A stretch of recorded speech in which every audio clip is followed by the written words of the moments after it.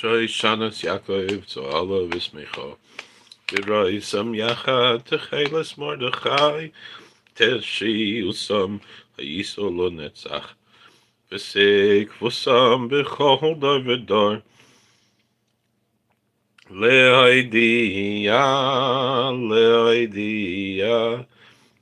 Koivecha Loye Voishi Veloye Kol Me Loye Voishi Veloye Kol Me Lo netzach kol choisim bach. Ahoy, ay, ay, ay. Uder Haman asher bikesh li abdi. Baruch Mordechai hayehidi. Arira zeire shaishes mafchidi. Bricho ester badi. Aririm kol rishoyim. Brichem kol tzadikim, v'gam charvoina zocha l'toy, v'ririm kol rishoyim, brichem kol tzadikim, v'gam charvoina zocha l'toy, shoy shanas Yaakov to Allah v'smecha. V'roi sam yachad techeles Mordechai, Tish usam v'yisol l'netzach, v'sik v'sam b'chol davidar, Leidiyah, Shekol Koivecha Loye Voishi Veloye Kol Me, Loye Voishi Veloye Kol Me, Lo Netzach Kol Simbach, Ay, ay, ay, ay, Oder Haman Asher Bikesh Li Abdi, Baruch Mordechai hayehidi. Arira zeire shaishes mafchidi. Bricho ester ba'adi. Aririm kol rishoyim v'richim kol tzadikim. V'gam charvoina zochel l'toy. V'aririm kol rishoyim v'richim kol tzadikim. V'gam charvoina zochel l'toy. Tref sich jetzt in the Zay Heiliges Man. We find ourselves in such a sacred season. Tonight is Purim Katan, the minor Purim. And this is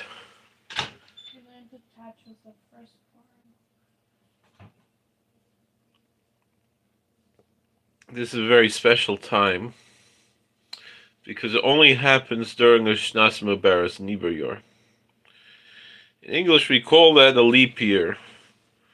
But if you know Lashon HaKodesh, the word Mubaras means expecting, pregnant.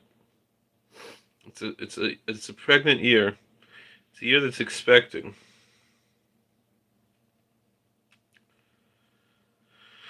The truth is, the whole Indian of Rosh Hashanah is Hayoim Haras Olam, which we usually teach as this is the day that the world was born, the birthday of the world. But in Tanakh we have the Navi,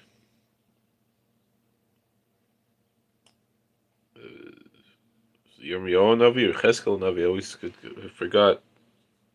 One of the Nevi'im, he says, "V'imi hoisa haras olam,"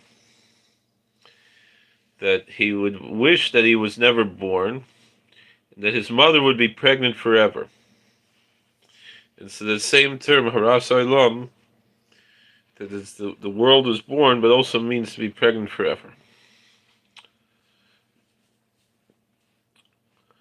And really, this idea of olam, meaning both the world and forever, and also means na'olam. It means that's what's hidden. And that's really the inyan of the Iber Yor. Because why? Because the whole inyan is to be male pegimas halavona. Right? Like we say by Kish Lavona, that we're seeking to fill the damage of the moon. What does it mean?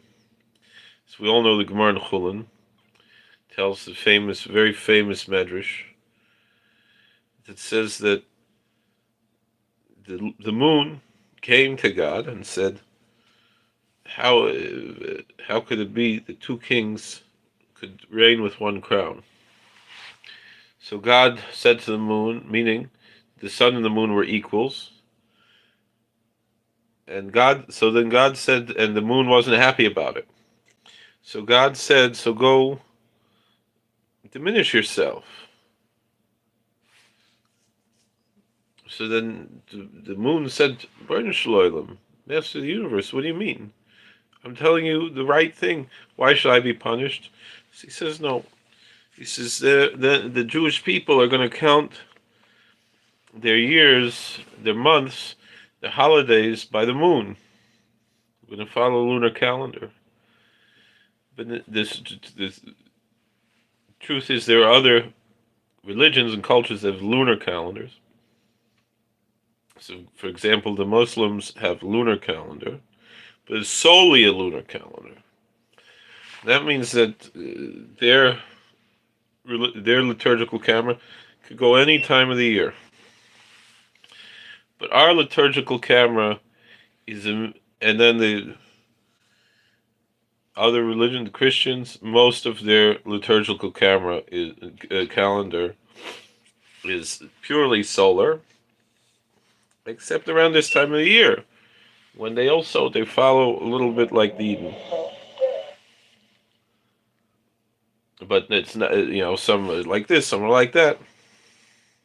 It's not time to talk about that. But what we have, even though we have certain things, the kufas and things that do go by the solar calendar, when do we start saying the same Talamat or things like that? But the Jewish calendar as a whole is a mix of the lunar calendar and the solar calendar. Meaning that when the months begin and end, it goes by the lunar calendar. So it means the day of the month, when the holidays are, it goes by the lunar calendar. But then, but as far as what it means a year, it's not just always 12 lunar months. Because Pesach has to be b'chodesh Aviv. Passover has to be in the spring, in the northern hemisphere at least. So the fall in the southern hemisphere, all right. But so when we add a month every 2 or 3 years, what we're doing is we are realigning the moon and the sun. The tzaddikim bring that these two luminaries represent important archetypes. That we know this whole Indian of Purim is the Indian of Milchamas Amalek, right? So we see the Chazal say Moshe Rabbeinu doima l'chama, v'Yehoshua ben Nun doima l'yireach. That Moses was the archetype of the sun, and Joshua was the archetype of the moon. That the moon reflects the light of the sun. It doesn't have its own light. And so Moshe Rabbeinu, he brought the light of the Torah into the world. And Yehoshua, he wasn't seeking to make any chiddush. Wasn't seeking to make anything novel. He was just reflecting that light of the sun, even after the sun sets, right? Because why do we see the moon? We sometimes see the moon in the daytime, and we sometimes see it in the nighttime. But anytime we see it, whether in the day or the night, we know scientifically that it's the light of the sun that's being reflected off the moon. And so we only see a Yehoshua because there's a Moshe. We only see Joshua because of Moses. And in the first place where we see the interaction between Moses and Joshua very clearly is by Milchemes Amalek, is by the war against Amalek. Moshe Rabbeinu, he was standing there, but did he really do anything? He would lift up his hands, right? He was trying his best to be mishtatef, to include himself into the pain of his people. He wasn't out there fighting, but Joshua, he was out there. He was the general. And very famously, Reb Nachman Bresler brings down in Likutei Moharan, actually Reb Nosson obviously right, teaching of Rabbeinu, that by the Milchemes Amalek, Pasuk says, by the war of Amalek, the scripture says, V'hayorav Emunah ad bo'es shamash. That the hands of Moses were faithful until the sun came. So Rabbi Nachman Schusti Galenu, Rabbi Nachman Fegel Mebreslev Schusti Galenu Kol Samein says that it means that the Emunah reached such a strength in Moshe Rabbeinu that it got not only from the Seichel even to his hands, and until it came to a level of Seichel also. Sof Kol Sof, very famous Mishnah in Rosh Hashanah, says V'chi Yodav Shel Moshe Oisus Milchama Yishovus Milchama. When it comes to the hands of Moses, does it make it or break it, literally, when it comes to the war? But rather, the people, they humbled their hearts to Avim Shebeshamayim. Kol Zman Shemistakim Klape Malam Shtabim Slibam Levim Shebeshamayim Hayo Noitzchem, right? Lav Hayo Noiflim Achman Litzlan. If when Moshe Rabbeinu lifted up his hands, it wasn't the hands that were doing anything, but it pointed the people to look up to the sky. They reminded themselves of their Father in heaven, and they humbled their hearts before their Father in heaven. That's how they're able to be victorious, and if not, they would fall. But that Indian of the Shemesh, which is the Indian of Moshe Rabbeinu, is the Indian of Seichel, and the Indian of the Ureach of Yehoshua. So Moses there, the sun, represents the intellect, and the moon represents the emotions. These two archetypes. And you need the balance of the both. And the amazing thing is, we know that there can be an eclipse, right? The moon can block out the sun, which is an amazing thing. Mirz Hashem or Chodesh Nisan, you're going to be able to see that. It's a gewaldige thing. The chances are infinitesimal that such a thing could happen, a total eclipse of the sun. But it happens. That the moon is just as far away as the difference is, meaning the moon is much closer to the earth. It revolves around the earth, and it's much smaller than the earth. But the distance where the sun is and the moon, it's a perfect balance, that they appear to be the same size in the sky, and that there can be a total solar eclipse. An amazing thing. And it says that total, the Gemara and the Sukkah discusses about the ideas of the eclipses. It says when there's a solar eclipse is a bad sign for the heathens. The commentaries explain because they use the solar calendar. Lunar eclipse is a problem for us. And I think we could say like this. The power of emotion can block out the power of intellect, of rationalism. But if the light is rational, and that's the downfall of the world and the uplifting of God's people. But if rationalism is totally blocked and doesn't reach the intellect, that's a problem for God's people. So the concept of Purim, of Mechias Amalek, of wiping out Amalek, wiping out our enemies, is the power. Joshua represents the moon. He was the one who was actually doing everything. The way he was eclipsing the son of Moses, the sunlight of Moses.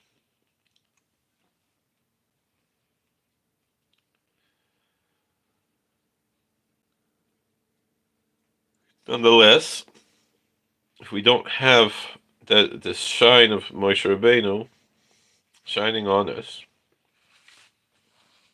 we don't have that koyach,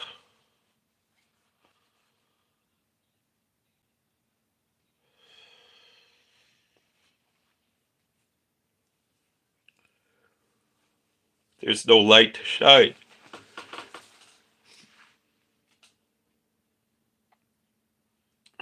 And we certainly need victory now. We need to see after what Amalek did to us. We need to fight. But we can do it in an inyan of katnus. When it's Iber Yor, when we're bringing the sun and moon together and fixing the light of the moon.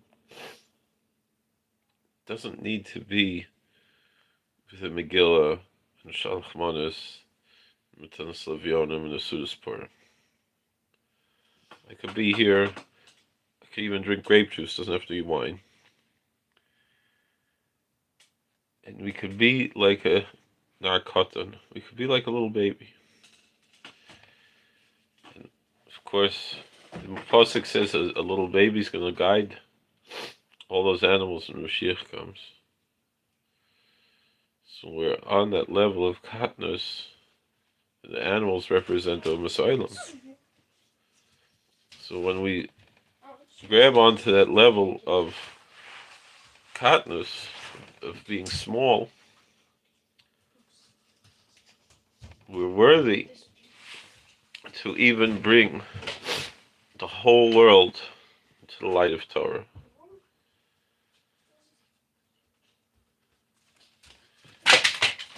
And that's the inyan of B'nei Bonim Shel Haman Lo Materva B'nei Brak. That there could be a Ger Amaleki, the side of it is in Tanakh, and a few places about a Ger Amaleki. It's the side of that.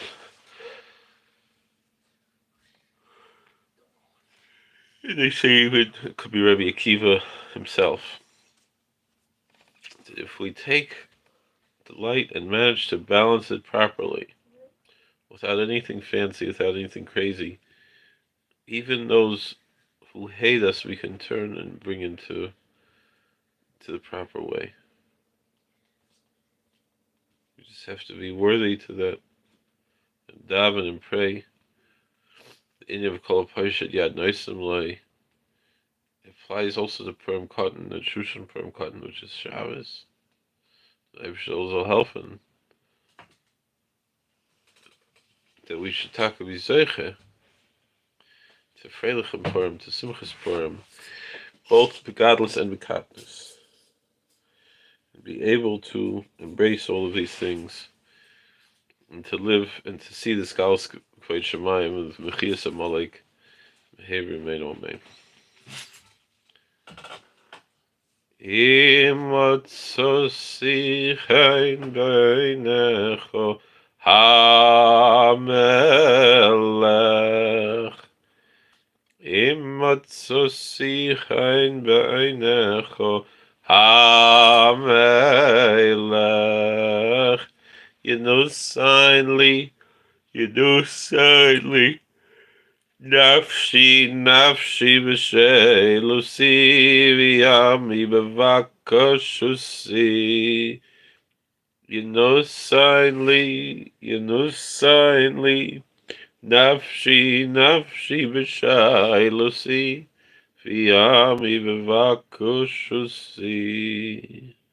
All right, good yon to everybody. Have to get up early tomorrow. We just want to share some time with you all. Thank you for watching. God bless. Please like, share, and subscribe. Have a happy Purim Katan. We should be zeicher to all hashpos tovus and simcha and all good things. Thank you for watching. All right, we'll see you later. Did I turn it off? Is that it? This one? What is it? This one, right?